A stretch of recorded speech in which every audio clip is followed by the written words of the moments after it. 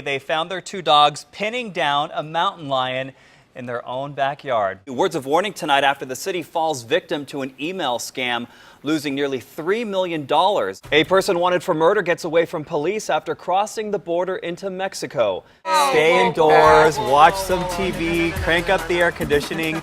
Don't do any yard work. Just tell them I said so. It is a case of disappearing pets around the borderland. The culprit could be coyotes.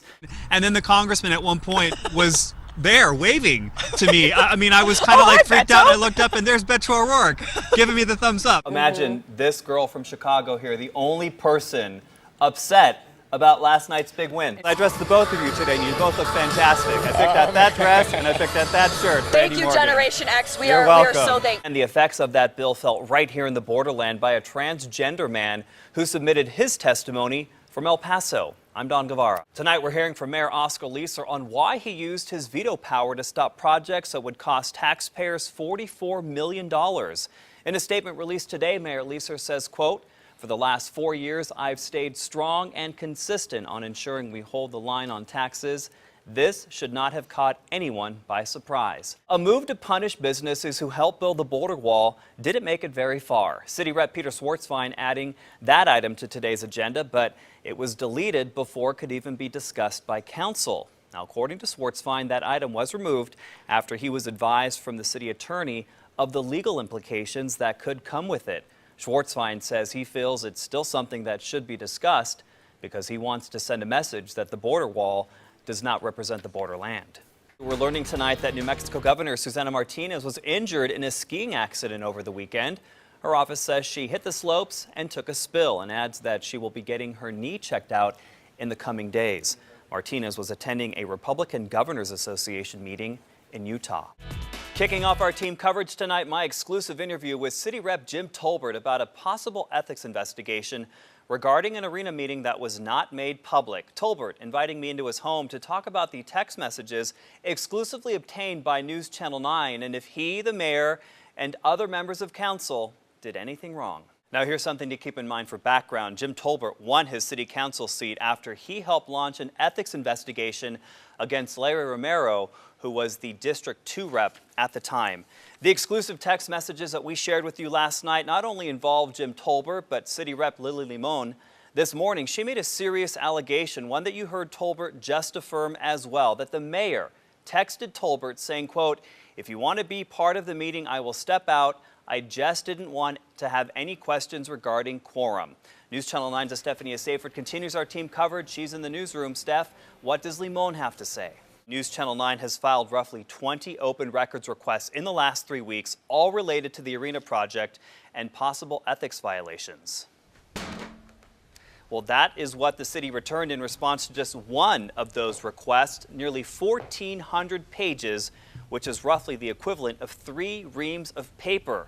We continue to go through these documents to get you answers and hold our city leaders accountable. Of the 1,400 pages of open records we just showed you, about 2/3 are correspondence from Max Grossman of the County Historical Commission to various members of City Council. Now, this afternoon, we reached out to County Judge Veronica Escobar to ask if Grossman was asked on the county's behalf to lobby council to change its venue location for the downtown arena. Here's what she said.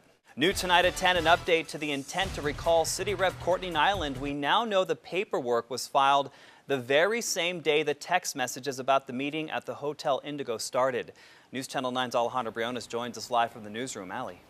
So you stand behind these text messages? Sure. Not embarrassed by them? No. Not ashamed by them? No. Don't think that they're going to show anything wrong? No. A series of no's from El Paso City Rep Jim Tolbert about the exclusive text messages obtained by News Channel 9 that appear to show him, City Rep Lily Limon, and who they say is the mayor talking about a non-public arena meeting. It appears that you guys knew that you were involved in a rolling quorum, which is not allowed.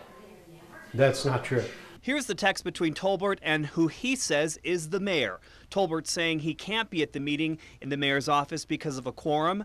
The responding text saying, "If you want to come, I'll step out." There was never any intention to try to avoid a quorum, nor was there any intention to you know, to have more than four people, 3 or 4 people. But that's not what these texts between you. No, that's exactly what it suggests. Here's what the video shows. That's Tolbert at the door of the mayor's office at 10:15 a.m.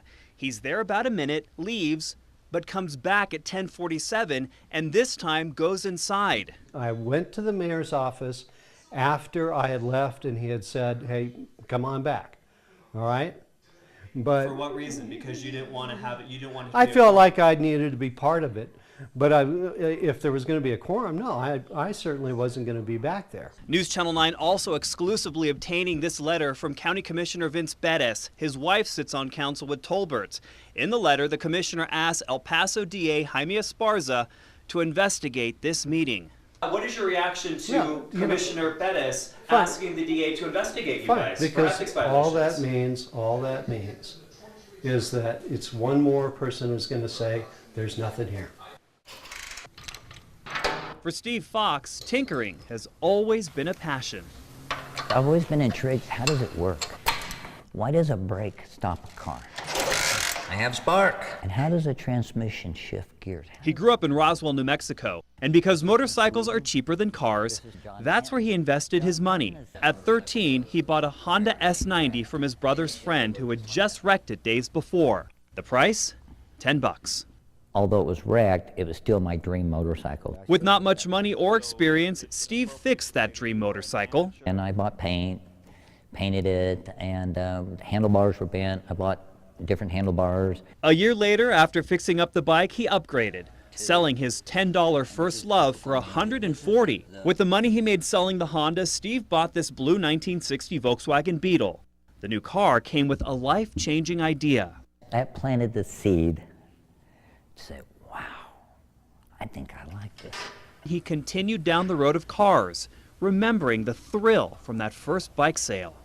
This is Steve working for his first dealer, Bob Hoy. He moved up from parts to sales and eventually becoming part-time owner. While building his automotive empire, Steve held on to his love of motorcycles. This time as an amateur dirt bike racer, competing and winning decades after first learning to ride. A month ago, I raced at a national off-road desert race. But after all his success with cars and bikes, he wondered about his first love, that Honda S90. I knew I wouldn't find that motorcycle, but I wanted one that represented that motorcycle. Back in December, he returned home to Roswell, where a man sold him this old Honda S90. Last Saturday, Steve was working on it in his shop. Wow, well, this is strange. Whoever painted this motorcycle did a terrible job. Well, I did a terrible job. And then I started looking at the handlebars. I thought, those aren't the right handlebars. But I put handlebars on like that. It wasn't until he started tinkering with the gas tank. I was just overwhelmed with emotion because I thought, this is my motorcycle.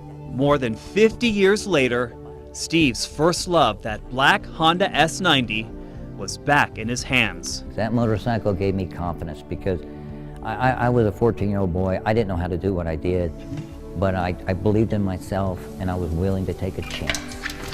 It didn't look good 50 years ago and it don't look good now, but it will be.